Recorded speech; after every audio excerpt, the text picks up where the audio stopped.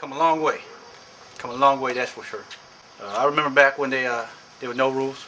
You could sock in the nuts. And, it's recent history now, but 50 years from now, you'll be telling your children, yeah, I used to watch guys in orange ties just getting pounded in the nuts. And that's a true story. I think that was like UFC 7 or 8. Back in the day when that Ken Shamrock got tapped out, but tried to pretend like he didn't get tapped out. UFC 1. Watch Gracie whooped his ass. He knows it. Been a big discrepancy over the best fight in UFC history. I gotta tell you straight up, man. UFC 3, I think it was. Chemo versus that horse Gracie. Best fight in MMA history. It was a brawl / technique fest. You know what I mean? Chemo brought the brawl with that big ass cross. Horse Gracie brought the technique. And technique won. Like it always should do. Should always win. John Jones versus Jacob Bryan. John Jones. You watch him, you watching the future of MMA. He's a great athlete, great technique, very mentally strong. He showed it in that fight against Stephan Bonnar. He really brought it. He didn't come in and choke like people usually do when they first fight in the UFC. He went in there like his life depended on it, and he brought the fury. Unfortunately, Stephan Bonnar couldn't match that fury, and John Jones left that fight with the victory. A very impressive victory, I must say. Now, Jacob Bryan, he's on a down slope. He's on a tilt, if you ask me. Though he started off his career like 9-0, 10-0, he's going to have his hands full with this John Jones. I don't see the fight going in his direction. He's a wrestling man. He definitely took care of that heat herring. Not taking care of this John Jones. John Jones coming out that fight with the victory. Although, the later that fight goes into the fight, the better chance Jacob Bryan has, because John Jones tends to get tired and lay back towards the latter rounds. Jacob Bryan's best chance of taking it in the third round if he got enough gas in the tank. Don't look for that. Look for John Jones taking this fight by unanimous decision or knockout. Mac Danzig versus Mark Miller. Two guys that is definite firecrackers, not afraid to throw, and has the ability and talent to end any fight at any time. A definite underrated fight on the card, if you ask me. This is going to be one of those fights where if you blink, you better keep blinking because you missed everything. But I'll go with Mac Danzig on this one. On paper, look like he's going to get slaughtered, but my gut feeling, and seeing how he trained, I got to go with Mac. I see him coming back. If he loses this fight, he's going to be on a definite downturn in his career. I don't see that happening. He's going to tough up. He's a tough man. Other than the fact he's a vegetarian, no, don't make a big deal. He's still going to man up for this fight, and I see him taking the TKO win. Alan Belcher versus the much anticipated debut of Yoshihiro Akiyama. Yoshihiro Akiyama is a definite underrated fighter.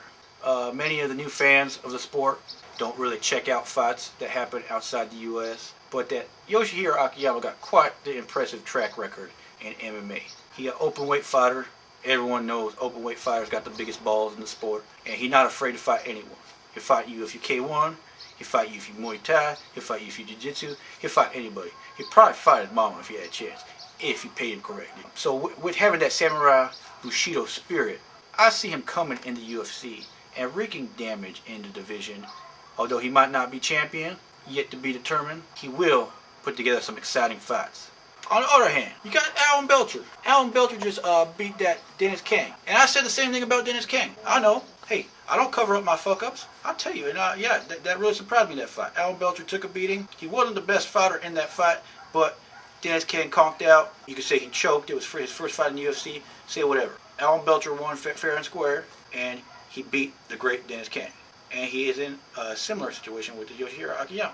Yoshihiro Akiyama did KO Dennis Kang and has proven more explosive the MMA fighter than Dennis Kang. And I see him bringing the explosivity to the fight. Explosivity is what's going to beat Alan Belcher. Because you got to beat him and you got to beat him back because he could take a beating. And I see Yoshihiro Akiyama bringing that one way or another. Yoshihiro Akiyama. Knockout.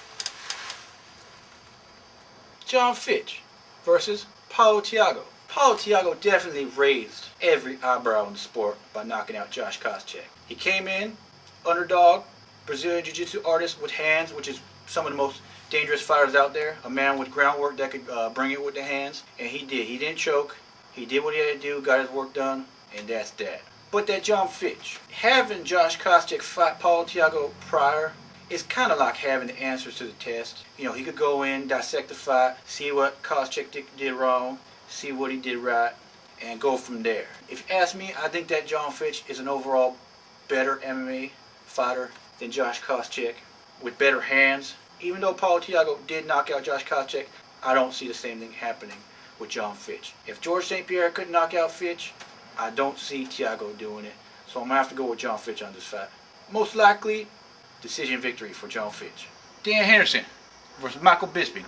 A better fight on paper than will be in actuality. Dan Henderson, like I said in the past, is known for taking fights to decisions and trying to win the fight on rounds rather than finishing an opponent. And that type of fighter really makes for a boring fight sometimes. And seeing how he fought at 185, he is notorious for laying eggs at 185. With that said, and Michael Bisping coming into his prime, he's a striker. I know no one likes him because they can't understand what he's saying. It's really hard to pay attention to following his depiction of whatever the hell he's talking about because he is lacking subtitles. I know, everyone else knows. But with that aside, Michael Bisping is a true mixed martial artist.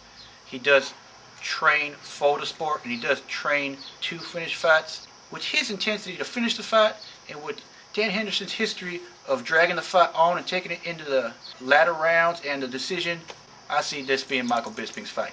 He's in his prime and Dan Henderson's approaching 40. I'm going with Michael Bisping. Unanimous decision.